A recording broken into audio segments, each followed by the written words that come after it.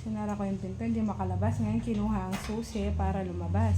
Aba, ang batang may sugat sa ilong. Sige, kaya mo buksan yan? Sige. Gusto niya lumabas eh. Sinara ko yung gate.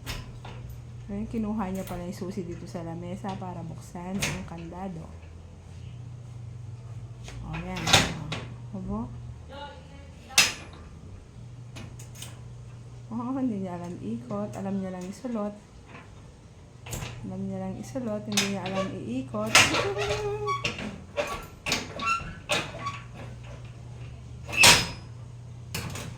O, wag mong tatapon yung ano. Wag mong ilalabas yung ano. Wag mong ilalabas yung susi.